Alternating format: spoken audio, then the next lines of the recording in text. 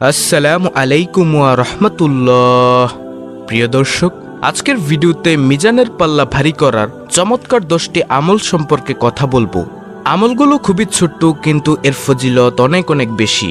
প্রিয় দর্শক, কোনো ব্যক্তি যদি আল্লাহ তাআলার ফরজ বিধান পালন করার পাশাপাশি এই ছোট্ট আমলগুলো করতে পারে, মৃত্যুর সাথে সাথে সে ব্যক্তির জান্নাতে প্রবেশ করা নিশ্চিত ইনশাআল্লাহ। প্রিয় দর্শক, আজকের ভিডিওটি অত্যন্ত গুরুত্বপূর্ণ, তাই ভিডিওটি না টেনে শুরু থেকে শেষ পর্যন্ত দেখার অনুরোধ করছি। তাহলে চলুন মূল ভিডিও শুরু করা যাক। মুমিন মুসলমানের জন্য 10টি আমলের গুরুত্ব অনেক বেশি, যে আমলগুলোর বিনিময়ে মহান আল্লাহ তাআলা মুমিন বান্দার আমলনামায় অগণিত সওয়াব দান করবেন। মিজানের পাল্লায় তা হবে 7 আসমান ও 7 জমিনের চেয়ে বেশি ওজন। সুবহানাল্লাহ। হাদিসের একাধিক বর্ণনায় উঠে আসা চমৎকার সেই 10টি আমল হল: নম্বর 1, সকাল সন্ধ্যায় লা ইলাহা ইল্লাল্লাহ জিকির করা। রাসূল সাল্লাল্লাহু আলাইহি ওয়াসাল্লাম বলেন, যে ব্যক্তি সকাল সন্ধ্যায় লা ইলাহা ইল্লাল্লাহ জিকির করবে, তার আমলনামার পাল্লা 7 আসমান ও 7 জমিনের চেয়েও ভারী হবে। আল্লাহু আকবার। তার জন্য জান্নাত হবে সুনিশ্চিত। হাদিসে এসেছে, হযরত আব্দুল্লাহ ইবনে আমর ইবনে আস রাদিয়াল্লাহু তাআলা আনহু বর্ণনা করেন, রাসূলুল্লাহ সাল্লাল্লাহু আলাইহি ওয়াসাল্লাম বলেছেন, আল্লাহর নবী নূহ আলাইহিস সালাম মৃত্যুর সময় তার ছেলেকে এ বলে ওসিয়ত করেছেন যে 2টি জিনিসের আমল করবে আর 2টি জিনিস থেকে বিরত থাকবে। আমলের আদেশ ছিল লা ইলাহা ইল্লাল্লাহ এর জিকির করা। মনে রেখো, যদি 7 আসমান ও 7 জমিন এক পাল্লায় রাখা হয় আর অপর পাল্লায় লা ইলাহা ইল্লাল্লাহ রাখা হয়, তবে লা ইলাহা ইল্লাল্লাহ এর পাল্লা ভারী হবে। সুবহানাল্লাহ। যদি 7 আসমান ও 7 জমিন একটি অবিচ্ছেদ্য গোলাকার বৃত্ত হতো, তাহলে লা ইলাহা ইল্লাল্লাহ এবং সুবহানাল্লাহি ওয়া বিহামদিহি সবকিছুকে চূর্ণ বিচূর্ণ করে ফেলত। ইহা প্রতিটি জিনিসের দোয়া এবং এর মাধ্যমেই সৃষ্টিরাজি রুজি পেয়ে থাকে। আল্লাহু আকবার। আর তোমাকে নিষেধ করি শিরক ও অহংকার থেকে। মুসনাদ আহমদ, বুখারী, আদাবুল মুফরাদ। হযরত আনাস রাদিয়াল্লাহু তাআলা আনহু বর্ণনা করেন, রাসূলুল্লাহ সাল্লাল্লাহু আলাইহি ওয়াসাল্লাম বলেছেন, কিয়ামতের দিন আল্লাহ তাআলা বলবেন, হে মুহাম্মদ সাল্লাল্লাহু আলাইহি ওয়াসাল্লাম, সৃষ্টির মধ্য থেকে আপনার উম্মতের এমন ব্যক্তিকে জান্নাতে প্রবেশ করান, যে ব্যক্তি একদিন হলেও ইখলাসের সঙ্গে এ সাক্ষ্য দিয়েছে যে লা ইলাহা ইল্লাল্লাহ, অর্থাৎ আল্লাহ ছাড়া কোনো ইলাহ নাই, এবং সে এর উপর মৃত্যুবরণ করেছে। মুসনাদ আহমদ। প্রিয় দর্শক, এই হলো প্রথম নম্বর আমল, অর্থাৎ লা ইলাহা ইল্লাল্লাহ জিকির করা। দ্বিতীয় নম্বর আমলটি হলো সব সময় আলহামদুলিল্লাহ বলা। সুখের খবর কিংবা দুঃখের খবর, আনন্দের খবর কিংবা বিপদের খবর, যে কোনো সংবাদেই সব সময় আলহামদুলিল্লাহ তথা সব প্রশংসা মহান আল্লাহর জন্য বলা। আর তাতে বান্দার আমলনামার পাল্লা 7 আসমান ও 7 জমিন থেকেও ভারী হবে ইনশাআল্লাহ। আর তা হবে জান্নাত লাভের মাধ্যম। সুবহানাল্লাহ। হাদিসে এসেছে, হযরত জাবির ইবনে আব্দুল্লাহ রাদিয়াল্লাহু তাআলা আনহু বর্ণনা করেন, রাসূলুল্লাহ সাল্লাল্লাহু আলাইহি ওয়াসাল্লাম বলেছেন, সর্বোত্তম জিকির হচ্ছে লা ইলাহা ইল্লাল্লাহ এবং সর্বোত্তম দোয়া হলো আলহামদুলিল্লাহ। তিরমিজি, ইবনে মাজাহ, নাসাই, ইবনে হিব্বান। রাসূলুল্লাহ সাল্লাল্লাহু আলাইহি ওয়াসাল্লামের কাছে এক বেদুইন এসে বললেন, হে আল্লাহর রাসূল সাল্লাল্লাহু আলাইহি ওয়াসাল্লাম, আমাকে কোনো একটি ভালো কাজ শিখিয়ে দিন। রাসূলুল্লাহ সাল্লাল্লাহু আলাইহি ওয়াসাল্লাম তখন তার হাত ধরে এই শব্দগুলো শিখিয়ে দিলেন, আর সেই শব্দগুলো হলো সুবহানাল্লাহ, আলহামদুলিল্লাহ, লা ইলাহা ইল্লাল্লাহ, আল্লাহু আকবার। লোকটির হাত ধরে প্রিয় নবী বললেন, এই শব্দগুলো বেশি বেশি পড়বে।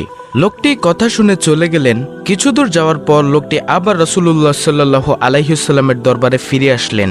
রাসূলুল্লাহ সাল্লাল্লাহু আলাইহি ওয়াসাল্লাম মুচকি হেসে বললেন, লোকটি কি যেন চিন্তা করছে। ফিরে এসে লোকটি প্রিয় নবী সাল্লাল্লাহু আলাইহি ওয়াসাল্লামকে বললেন, সুবহানাল্লাহ, আলহামদুলিল্লাহ, লা ইলাহা ইল্লাল্লাহ, আল্লাহু আকবার। আপনি যে বাক্যগুলো আমাকে শিখালেন, এই বাক্যগুলো তো আল্লাহর জন্য, কিন্তু আমার জন্য কি? এগুলো বললে আমি কি পাবো?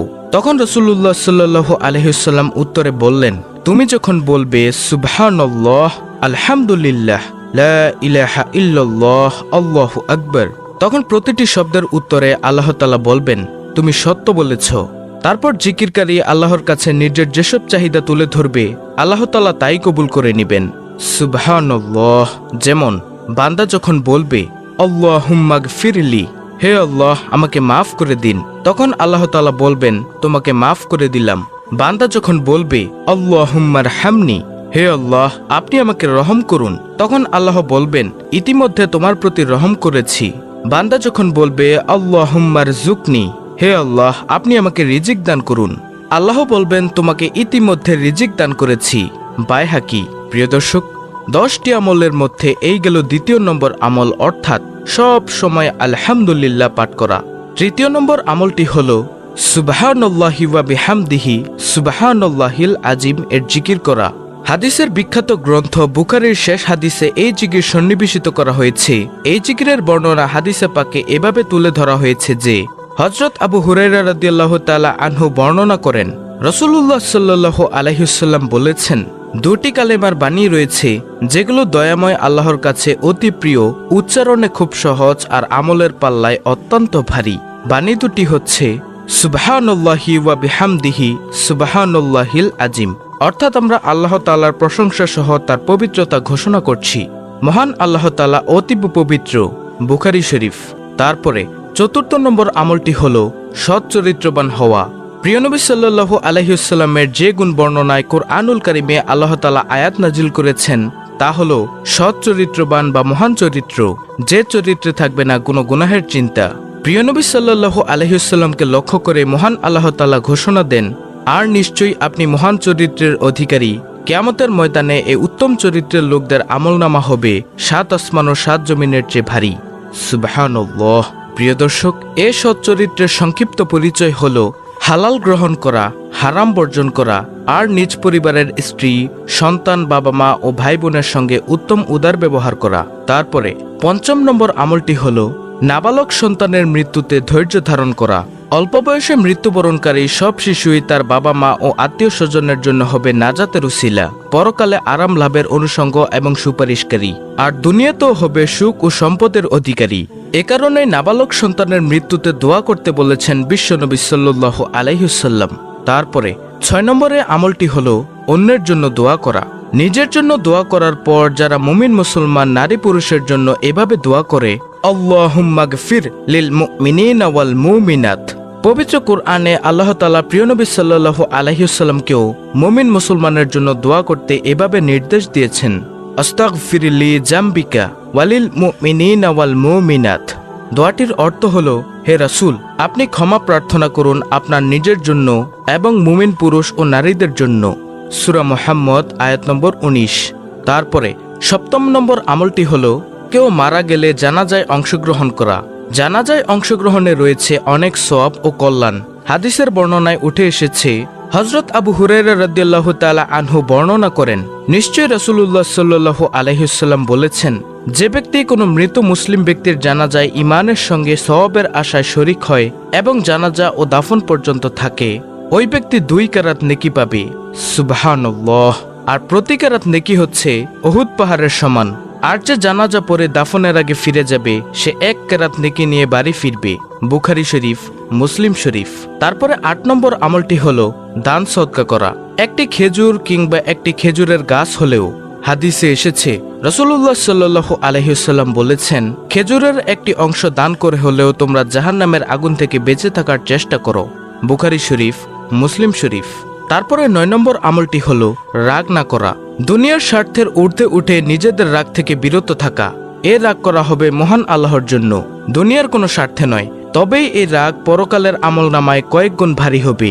হাদিসে এসেছে, হযরত আবু হুরায়রা রাদিয়াল্লাহু তাআলা আনহু বর্ণনা করেন, এক ব্যক্তি রাসূলুল্লাহ সাল্লাল্লাহু আলাইহি ওয়াসাল্লামকে বলল, আমাকে কিছু উপদেশ দিন।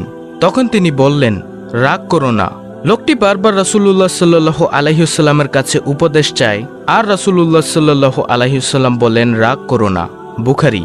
যেহেতু রাগ দমন করা অত্যন্ত কঠিন কাজ, আর যে ব্যক্তি তা করতে সক্ষম হবে সেই দুনিয়া ও আখিরাতে কামিয়াব।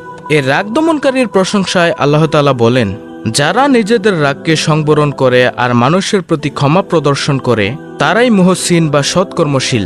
বস্তুত আল্লাহ সৎকর্মশীলদেরই ভালোবাসেন। সূরা আল ইমরান আয়াত 134। সর্বশেষ 10 নম্বর আমলটি হলো দ্বীনের পথে দাওয়াত। আল্লাহর পথে অন্যকে ডাকা বা আহ্বান করা। যে ব্যক্তি মানুষকে আল্লাহর পথে ডাকে বা আহ্বান করে সে ব্যক্তির আমলনামা হবে 7 আসমান ও 7 জমিন থেকে ভারী। সুবহানাল্লাহ।